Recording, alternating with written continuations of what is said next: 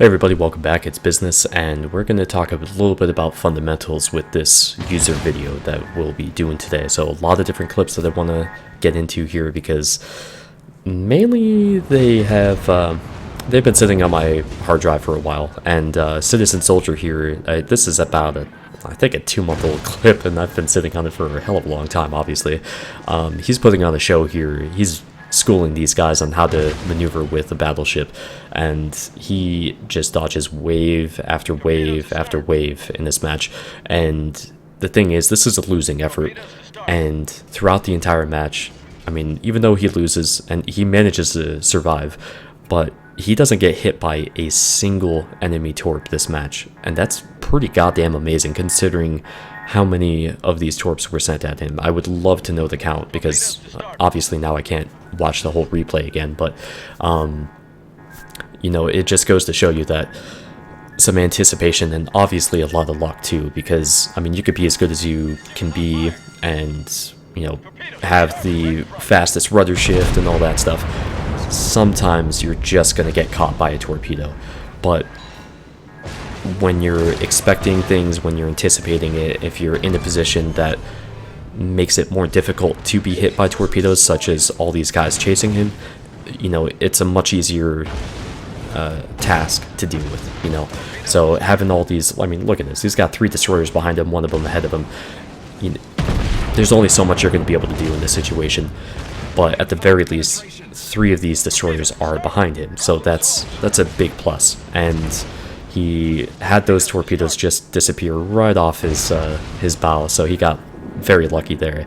And his teammate is just about to die here as he splits another wave of torps, and actually is the guy I think that sent that wave off gives him props for it. So that's you know, that you've dodged a lot of stuff and you've been a pain in the ass when the enemy team is like, you know, nice job, but he manages to get some revenge here by taking out the enemy destroyer.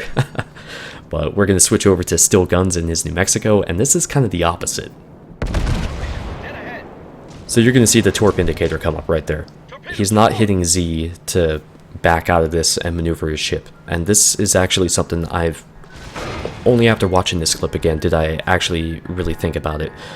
I mean, that's about 13 seconds from the time that torpedo hit to the time he had the torp indicator show up, right?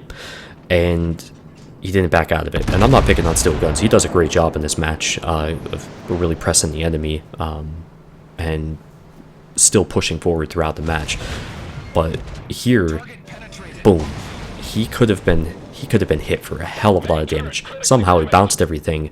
He did have a turret disabled, but it's one of those situations where that very easily could have been, you know, a 10, 20, 30,000 damage salvo. I mean, it happens. But artillery zoom, the shell tracker is one of the least useful things in this game, and for some reason it's incredibly prevalent, and I don't really understand why. Once you fired, you can't change anything. I mean, this guy's out in open water. Do you really need to use the shell tracker? And again, the torpedo indicator comes up. He's not backing out of it, and boom, takes the torp. So, I mean, he was only at half speed, so in that situation, he was most likely going to take a torp regardless. So he just didn't have the forward speed to be able to really make the most out of his maneuvers. So that's kind of, I think that one was, could have gone either way, but manages to get the destroyer that's been pelting him a few times now. So, and once you switch over to this particular clip, this is a good example of why you don't really want to use the shell zoom. So at this point, he has really good dispersion, but what you're seeing here, you're getting a lot more information while still in a position to be able to control your ship like you normally would. So, and this is excellent dispersion for New Mexico, by the way, really impressive. Not like, you know, he has any control over that, but still, it's nice to watch that. And in that situation where he was fighting the Congo, it's one of those things where you're still controlling your ship. You're going to react a lot more easily, more capably to changes from that enemy Congo. You know, you're able to turn your ship and, you know, angle towards the guy if he has a salvo coming. That's why you're watching like that, so you can react. When you go to the shell cam, you remove that from the equation and you become a sitting duck. And I guess it's a PSA to stop doing that, because I can only imagine how many people I've torped at various tiers and things like that still do it. But, you know, or Citadel the shit out of with battleships. So we're watching Typheous play his Dursky, which, by the way, I was detonated in today.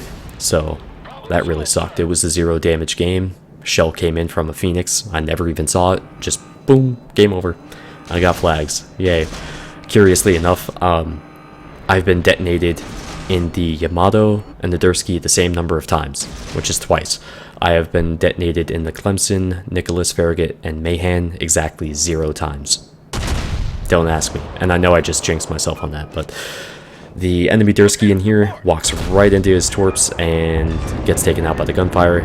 His first set of torps falls just short, but he does get that one torp hit. So, yeah, kind of unfortunate, but back to tactical beaching.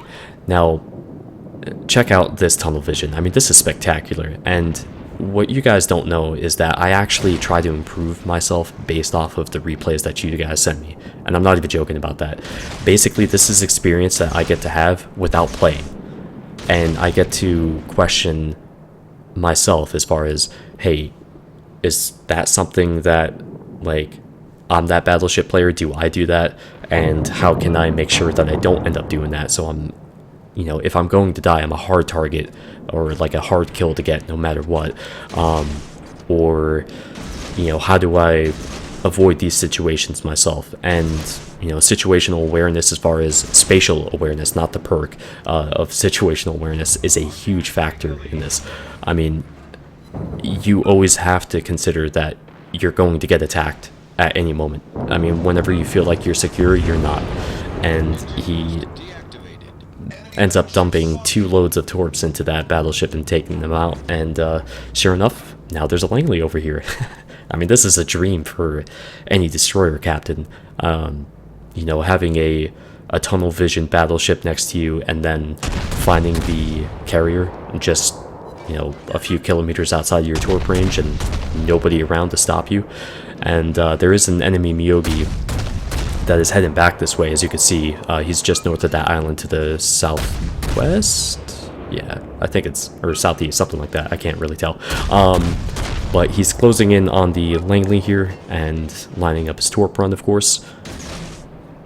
Might as well keep it wide. Let's see what happens.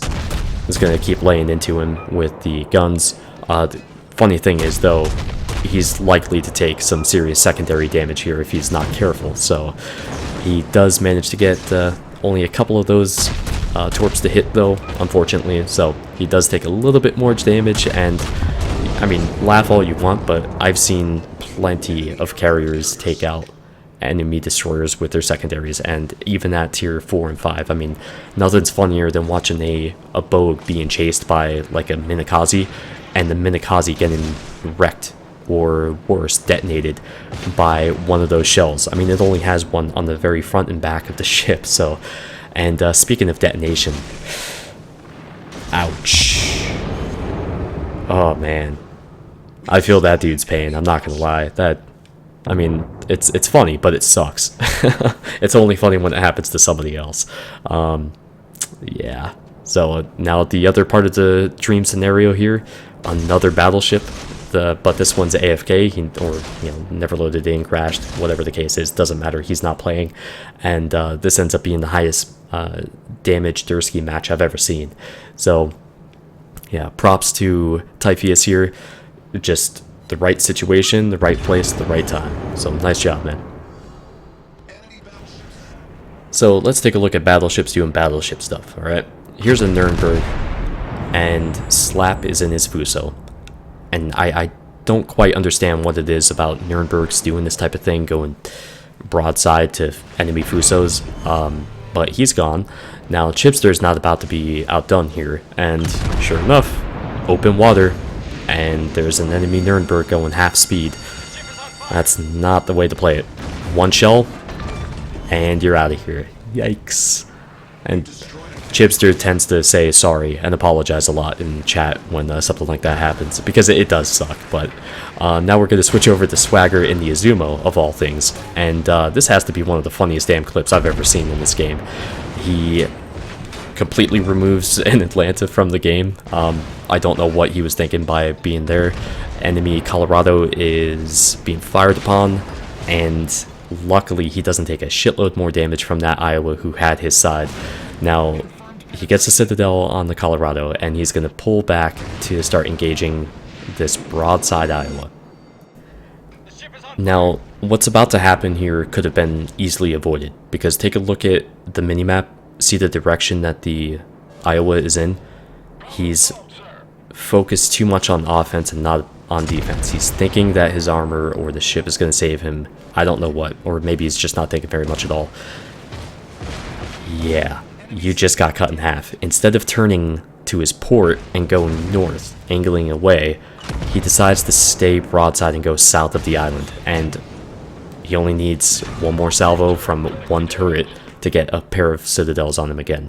And the thing is that, like, that could have been easily avoided by the Iowa. And you see he has Swaggers down to a sliver of his original health, and he's able to use 2 more heals to get back into some sort of fighting condition as he now begins to engage an enemy Tirpitz and a Magi. And there's a smoke cloud over there, and there's only 1 DD remaining, so you know it's the Fletcher. Now, like I said, this is probably one of the funniest things I've ever seen, but it's also not funny at the same time. Totally avoidable what happens here. Now, he's engaging the Tirpitz because he has the better angle at him. Does a good amount of damage there, 11,500. Not bad at all. Gets the 3rd turret in the action, and now he's looking at his options here. It looks like initially that they're going to ram, and the Fletcher is in a pattern here that would suggest that he's launching torps, so there's some decisions to be made here. Now, it looks like the ram was going to happen, but the Amagi decides to cut in.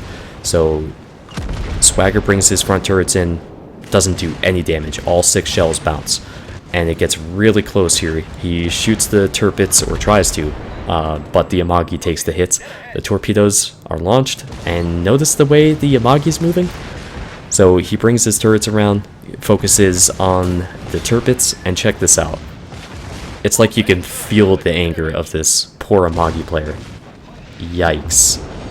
Torps coming in from the Tirpitz. He's got 1 salvo left before those come in. Boom, takes him out, and gets taken out in the process.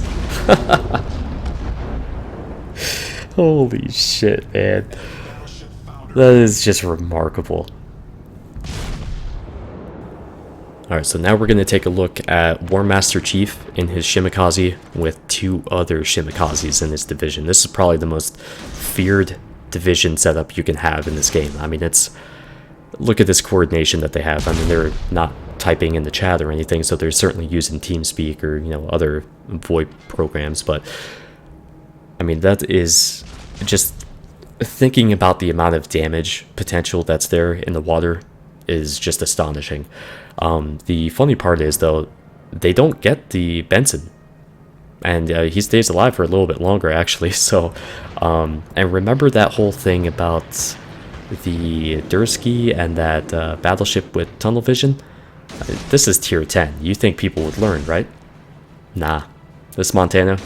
Nope. I mean, clearly Warmasterchief is in smoke, but he's in smoke. That should give away the fact that there's something dangerous very, very close by. And the thing is, there's no such thing as seal clubbing, okay? And this is just an emphasis to that. Seal clubbing, or actually on the other end of it, seal clubbing exists tier 1 through 10. People are bad regardless of the ship or the tier they're in. Tier has no correlation to skill, neither does the ship. It doesn't matter, so that's that. Now, he was actually going to line up another ship that was north of his spot here, but the Shimakaze showed up and decided to run into one of his torps. Yikes. So you can see that Iowa is just north of the mid there, and moving on, he now has a Hindenburg in his sights, and I think you already know what's going to happen. I mean, considering that these guys are just walking right into these torps very willingly. I mean, this was a very impressive match overall in terms of the coordination and the accuracy of his torpedoes. I mean, they were spot on. I mean, save for the first wave, but that should have been expected, I guess. But, I mean, I am actually sort of afraid of getting the Shimakaze because I almost think I'm going to like it too much, because I feel like everybody's going to walk into torpedoes for me, and, you know, that's a bad expectation to have, of course, but, I mean, look at this. Hardly any maneuver at all. Boom, gone. Just amazing. Now we're going to switch over to Avenged in his Aoba, and we're joining him about 4.5 minutes into this match, and he's been pretty much abandoned on the northern part of this map. And he's been doing a great job, actually, of dodging shells from multiple ships, and he's been laying down some torps against the enemy here, and they've been doing a really good job of dodging them, actually. As you can tell, he doesn't have any torp hits, and I think this is his 3rd torpedo spread against this New Mexico, and you can already tell that it's going to be good. Now, I can't say I actually fault this New Mexico at all, because there's no way for him to know that those torpedoes were coming in like that, and he is at least turning, and having watched the whole clip and everything, you know, he had actually been maneuvering quite a bit and dodging quite a bit. Sometimes it just catches up with you, and you walk right into him, and there was no real way for him to know that. So we're just going to watch a Karlsruhe die, by the way, because it's a Karlsruhe, and I'm always up for that. But there's a lot of people that want to try to make you believe that they don't get hit by torps or they don't get sunk by them. It's bullshit. You know, everybody gets sunk by torps. You just, that's it. I mean, you don't play this game and not get sunk by torps. There's no way you can do it. And especially when it comes to air-dropped torpedoes from carriers. What a load of shit. There's nothing you can do against them. You're helpless. If a carrier player, a good one, wants you dead, you're dead. And that still holds true from closed beta all the way up to now. So, unfortunately for this guy, he just walks right into those torpedoes, and I just want you to take a look back at the Montana, and then take a look at that Congo, and tell me if you actually see a difference between Tier 5 and Tier 10, because I can tell you there isn't one. Now let's end this video today with one of the most technically sound matches I've ever seen, and this is Clancy774 in his Fubuki on Hotspot. He has capped B, and he's initially going to head over to C, but then he turns around, ends up over at A. Now, he hasn't been spotted so far, so for 5 minutes into the match, and I think he was initially going to go right up against the island here and see if he could cap that. I'm not entirely sure why he didn't. Maybe he was just taking more of the torpedoes, so he starts to pull off to his right, and it's about that time that he gets spotted. So he pops the smoke knowing that he's going to walk into, being detected. So he's already looking for a way out, and got shells coming in from the enemy Mayhan, and there's a few other ships down here too that could certainly ruin his game pretty quickly. So he is trying to pull away, get out of the detection range, and see if he can maintain some sort of stealth here and try to get the cap at the same time. So he gets very close to the island here, and he's still capping, still doing a good job of that, and the Mayhan curiously comes in and then jumps back out. So as he beaches himself, which I totally feel you, man, trust me, they don't call me beachness for nothing. But Clancy does end up getting the cap here, and the Mayhan turns out just a bit. So we're gonna skip ahead again, and he still hasn't fired a single shot. He's keeping very good control of his gun so far, so he's doing great there. The Mayhan decides to come into A and see if he can challenge the Fubuki and anybody else who's here. Unfortunately for him, he walks right into the random set of torps that he dropped. And booyah. Alright, so finally got some damage on the board, 8 minutes in. And a stock Amagi actually moved into A and managed to cap it. So Clancy's going to move back in. He already launched torps at him, as you can see, and the Amagi is stuck running away because now he can't move. So he takes a torp in the poop chute there, and some fire from his allies as well, so that should be adding up pretty quick, and you can see his mass sinking into the water there, right there. So now he recaps A back and starts heading back over to B because it looks like the enemy team is starting to move to the south. So they do have 4 ships remaining, and all of them are currently spotted. So there are 2 north of A and 2 south of B. This is an ideal situation, of course, for a stealthy ship such as a Fubuki, and especially since he only has 3,200 health, so that's a big factor. So it's pretty interesting actually going from our first set of clips with CitizenSoldier in the North Carolina putting on his dancing shoes and dodging everything thrown at him, right, to this North Carolina who has all the responsiveness of a comatose rhino, as these torpedoes, which are coming from a destroyer that's obviously in B because it's getting capped and he's only a sector away, and the guy doesn't move. And like, it just blows me away that people at tier 8, tier 10, whatever the hell, still have this happen. I mean, that's 37,000 points of health that are gone. And yeah, that's pretty damn remarkable. All he had to do was turn, and he had every reason to turn. He had all the information that he needed. There was a DD close by. That should tell you to move. That should tell you to not continue on your current heading. And now he's in a situation, if you take a look at the minimap, which, for Christ's sake, people, just blow it up to this size so you can have that information at your fingertips a little bit more easily. He's now in the fight against the North Carolina on Clancy's team.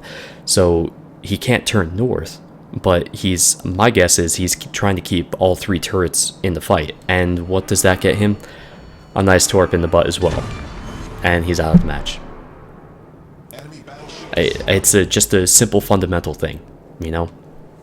If you're paying attention, you have some spatial awareness, you don't necessarily need to have sights on a ship to know it's there. You just have to pay attention to your surroundings.